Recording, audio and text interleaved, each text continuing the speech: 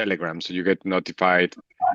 So for example, Staked XRP right now is it's like 140 basis points above peg. So if you swap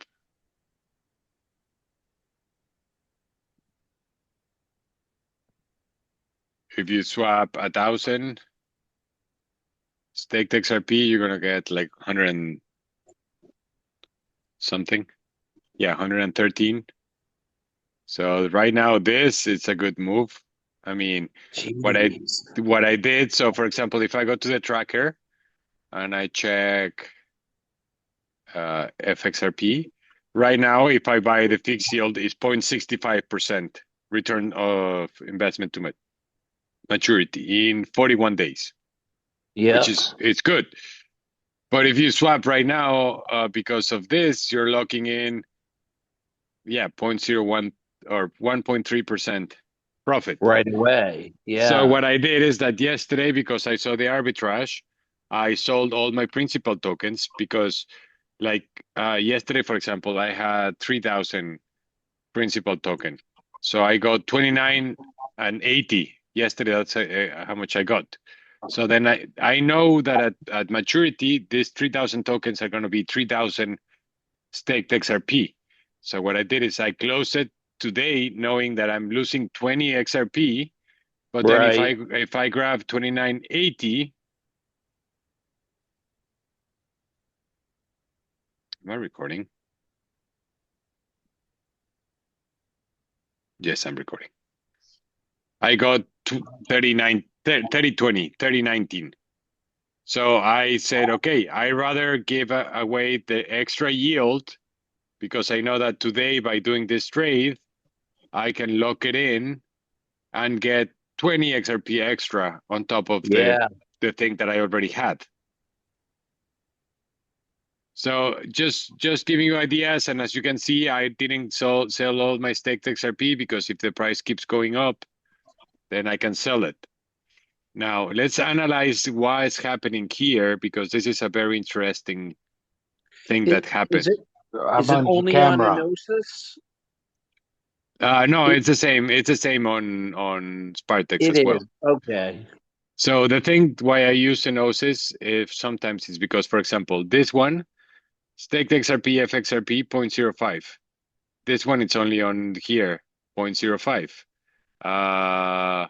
S-Flare to Rappler is 0.05, and SparkDEX has a fixed 0.1. So, for example, okay. So here we said 2980, and here let's do like simulate both.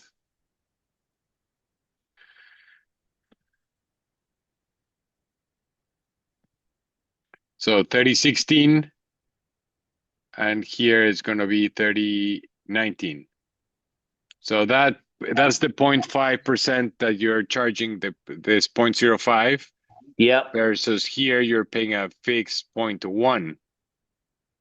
Interesting. So for example, if I go back to certain other pairs like Flare and FXRP, or FXRP and USDT, or Flare USDT, that's a 0.30% swap.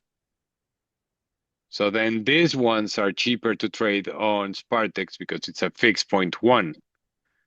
So usually what happens is that when the prices are moving, because SparkDEX uses open ocean, so that trades throughout all the dexes. So what happens is the price moves, and then when there's at least a 30%, a 0.3% gap in the price between SparkDEX and Enosys, then Enosys closes the gap in one trade. Okay. So that's usually what happens, that at some point, trading on Enosys becomes cheaper because that little difference of the smaller fee gets eaten up on SparkDEX first, and then Enosys catches up. Yep. So so that's something also very important, and that's what I've been saying about the arbitrage. If we check S-Flare, as you can see, the arbitrage has been behaving different. I'm happy to see how like more mature the market is responding to this.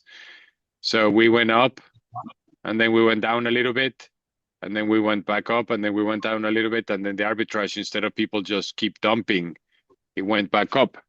So now what I'm realizing that is happening, and I think that this is important because I've said it many times, understanding what mistakes people do allows you not to make those mistakes, and Yep. if anything, be able to take opportunity. So what I think happens with people is that they go here, they open an LP, and they say, okay, I'm going to do 0.5%, right? So you open your LP, 0.5% up, and it doesn't have to be perfect, right? So what happens is that if you enter around here, you have 50-50. You have 50% in Staked XRP and 50% in FXRP. And then at some point, the price starts moving down. So then at this point, everybody's down on FXRP, right? Because you're always going to Yep. be having more of the underperforming. So what happens is that at this point, there's very little liquidity left because everybody was like tight over here. So then what happens is that people swap to enter again. So they move the price, and then they enter with the liquidity here, but then the price is still here. So then more people swap to be in range, and then they keep pushing price down, the price down, adding the liquidity, and then there's no liquidity up here. Yeah. So the same thing happened with CDP. At some point, there was a pretty big trade that went from here all the way down here, and people want to be in range in the liquidity pools. So they're buying at a higher price so they can enter and be in range.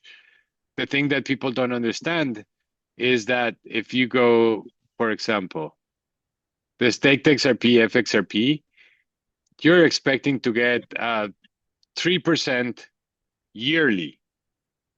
So if right now you do 1.5% trade to enter that liquidity pool, that means 6% of yield at the price not moving for you just to come back to where you started.